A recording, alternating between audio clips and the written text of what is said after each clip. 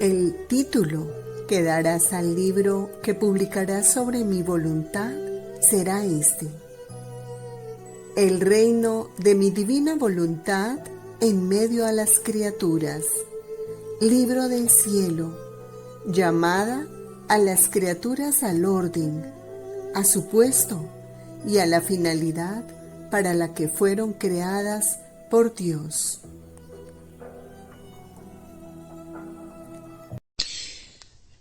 En el nombre del Padre, y del Hijo, y del Espíritu Santo. Amén. 27 de marzo del 2025. Queridos hermanos, hemos celebrado anteayer la Anunciación a María, contemplando el alcance de su fiat, que coincide y se identifica con el fiat eterno de Dios.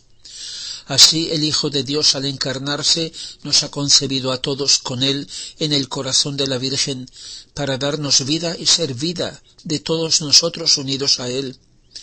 La encarnación del Verbo tiene tres finalidades. La primera es para presidir la creación. San Pablo dice: Él es la imagen de Dios invisible, engendrado antes de toda criatura, porque por medio de Él fueron creadas todas las cosas, las del cielo y las de la tierra, las visibles y las invisibles. Todas las cosas fueron creadas por medio de Él y para Él. Él es antes que todo y todo subsiste en Él. Segunda finalidad, para hacer la redención. Dice San Pablo: Jesucristo vino al mundo para salvar a los pecadores, y el primero soy yo. Y San Juan en su primera carta dice: el Hijo de Dios ha aparecido para destruir las obras del diablo. Y tercera finalidad, para realizar su reino. Pilato le dijo: ¿así que tú eres rey? Respondió Jesús: tú lo dices, yo soy rey, para eso he nacido, para eso he venido al mundo, para dar testimonio de la verdad. Lo había dicho el ángel a María: el Señor Dios le dará el trono de David su padre, y reinará para siempre sobre la casa de Jacob, y su reino no tendrá fin. Jesús, y con él el proyecto eterno de Dios, ha querido depender de la fe de María, de su respuesta, de su fiat, y ella ha concebido a su Hijo en la fe, primero en su espíritu, en el corazón, y después en su cuerpo.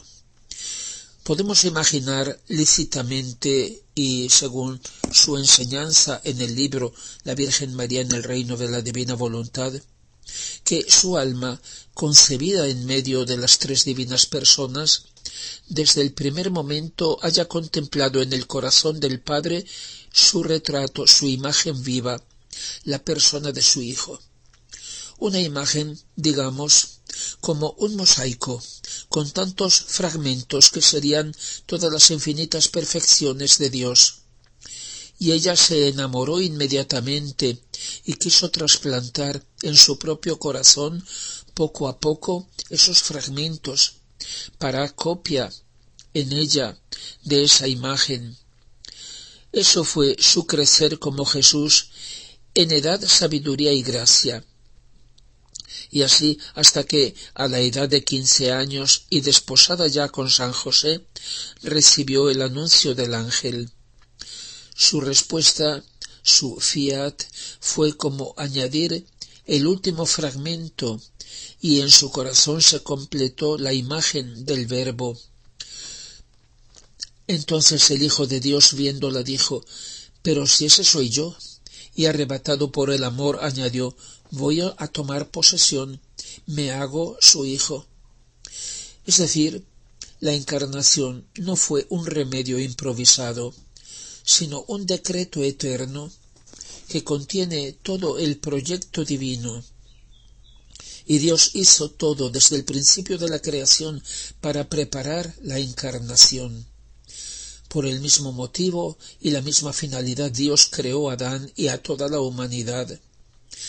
Así la creación de la Santísima Virgen Inmaculada, la cual ha preparado desde el principio de su existencia la venida de su Hijo al mundo. Cada respiro, cada latido de su corazón inmaculado, cada instante de su vida ha sido una invocación, Ven, Señor Jesús, Maránata. Jesús explica a Luisa en el volumen 25: si Adán no hubiera pecado, el Verbo eterno, que tiene la misma voluntad del Padre Celestial, habría venido igualmente a la tierra glorioso, triunfante y dominador, acompañado visiblemente por su ejército angélico, que todos habrían visto, y con el esplendor de su gloria habría fascinado a todos y atraído todos a él con su belleza, coronado como rey y con el cetro de mando para ser el rey y la cabeza de la familia humana, de modo que le habría dado el gran honor de poder decir: tenemos un rey que es hombre y Dios. A mayor razón que tú, Jesús, no habría bajado del cielo para encontrar al hombre enfermo, ya que si no se hubiera separado de mi voluntad divina, no habrían habido enfermedades ni en el alma ni en el cuerpo, porque fue la voluntad humana la que casi ahogó de penas a la pobre criatura. El fiat era intangible de toda pena, y así debía ser el hombre. Yo debía venir a encontrar al hombre feliz, santo y con la plenitud de todos los bienes con que lo había creado. Por el contrario, cambió nuestra suerte, porque quiso hacer su voluntad, y estando decretado que yo debía bajar a la tierra, y cuando la divinidad decreta no hay quien la cambie, cambié solo el modo y el aspecto, y descendí en una condición humildísima, pobre, sin ninguna gloria, en el sufrimiento, llorando y cargado con todas las miserias y penas del hombre.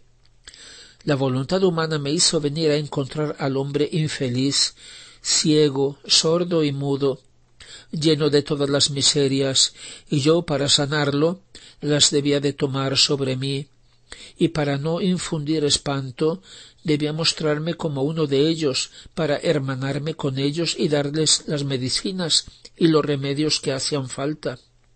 Así que el querer humano tiene el poder de hacer al hombre feliz o infeliz, santo o pecador, sano o enfermo.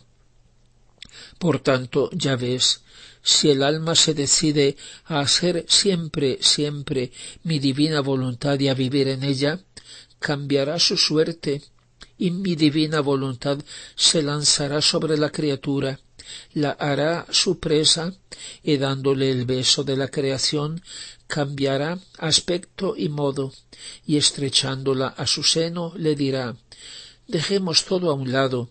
Para ti y para mí han vuelto los primeros tiempos de la creación. Todo será felicidad entre tú y yo. Vivirás en nuestra casa como hija nuestra, en la abundancia de los bienes de tu Creador. Oye, pequeña mía, recién nacida de mi divina voluntad, si el hombre no hubiera pecado, si no se hubiera separado de mi divina voluntad, yo habría venido al mundo. Pero, ¿sabes cómo? Lleno de majestad, como cuando resucité de la muerte. Si bien tuviera mi humanidad semejante al hombre, unida al Verbo eterno. Pero ¿con qué diferencia?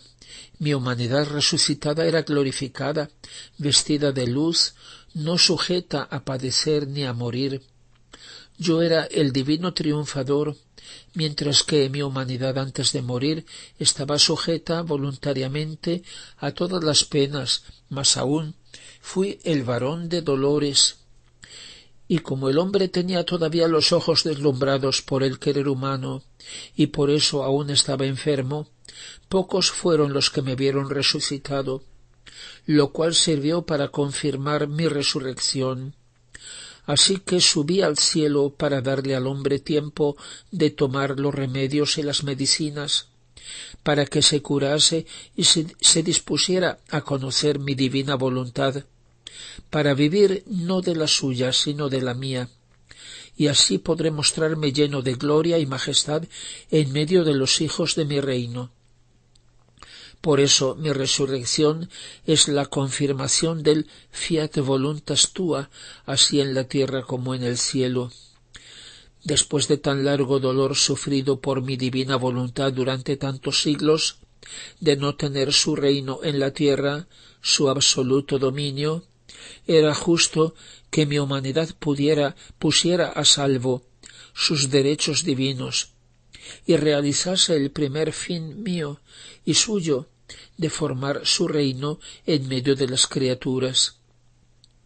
Además de eso, tú debes saber, para mayormente confirmarte cómo cambió la voluntad humana su suerte y la de la divina voluntad respecto a ella, que en toda la historia del mundo sólo dos han vivido de voluntad divina sin haber hecho nunca la suya, la reina soberana y yo. Y la diferencia entre nosotros y las demás criaturas es infinita, tanto que ni siquiera nuestros cuerpos quedaron en la tierra. El Hijo de Dios se encarnó, pero no fue todo. Jesucristo volvió al Padre y quiere volver llevándole todos nosotros, menos quien se niega, llevando todo lo que ha salido de Dios. Él lo ha hecho por nosotros y para que comprendamos que hemos de volver a Dios, primero con la conversión y luego realizando en nosotros su reino. La entera historia de la humanidad es en realidad el largo y fatigoso camino de regreso al Padre. La representa la parábola del Hijo Pródigo, que escucharemos en la misa del próximo domingo. Jesús habla de ella en este capítulo del volumen 27 de Luisa. Mi pequeña hija de mi querer, la criatura no puede vivir tanto el alma como el cuerpo sin mi divina voluntad.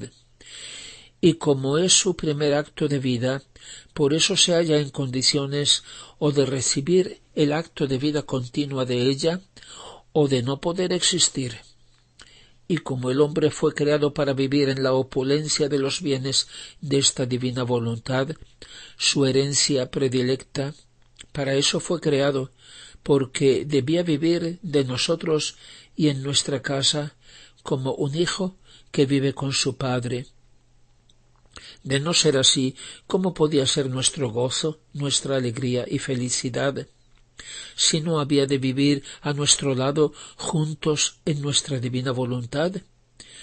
Un hijo lejano no puede formar la alegría de su padre, su sonrisa, su buen humor, su conversación familiar. De lejos no es posible jugar juntos, ni sonreír de felicidad, sino que la sola lejanía impide el amor y da la amargura de no poder gozar de aquel a quien se ama. Ya ves que el hombre fue creado para vivir en familia con nosotros, en nuestra casa, en nuestra misma voluntad, para asegurarnos la alegría y felicidad perenne nuestra y suya. Pero el hombre, nuestro hijo, mientras era feliz en casa de su padre, se rebeló y se fue de su casa paterna, y con hacer su voluntad perdió la sonrisa de su padre, sus puras alegrías. Y como no podía vivir sin la asistencia de nuestra divina voluntad, actuamos como padre, y le dimos la legítima de nuestra divina voluntad. La legítima es la parte del patrimonio hereditario, no ya como vida, que lo llevaba en su regazo para hacerlo feliz y santo, sino como asistencia para conservarlo en vida, no para hacerle feliz como antes, sino para darle las cosas de absoluta necesidad y según se hubiera comportado. Sin mi voluntad divina no puede haber vida. Por eso, de mi fiat divino se conoce tan poco, porque las criaturas conocen sólo esa parte de su patrimonio, y muchas veces ni siquiera se reconoce del todo esa parte, porque quien vive de esa legítima no vive en casa de su padre, está lejos de él, y muchas veces se encuentra en situaciones de despilfarrar con actos indignos la misma legítima recibida.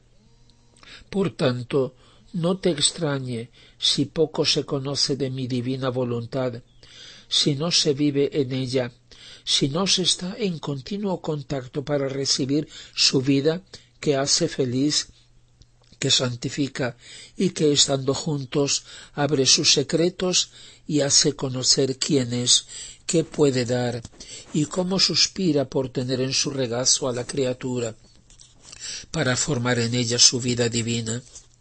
A mayor razón que el hombre, con hacer su voluntad, se puso en la condición de siervo, no de heredero, y el siervo no tiene derecho a la herencia de su dueño, sino a una mísera merced para vivir a duras penas.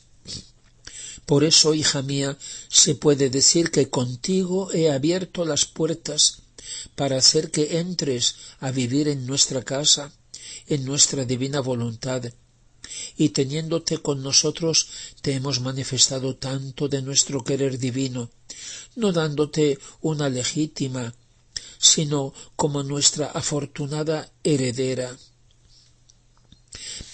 El hijo pródigo de la parábola es la entera humanidad, que en Adán se fue con tanta ingratitud de la casa paterna, o sea, de la divina voluntad, porque se enfrió en su amor.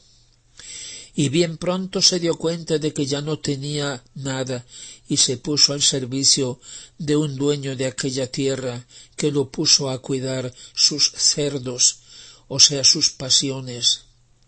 En su miseria empezó a recordar la abundancia y el bienestar de la casa de su padre, y pensando pedirle que lo admitiera como el último de sus siervos, decidió volver.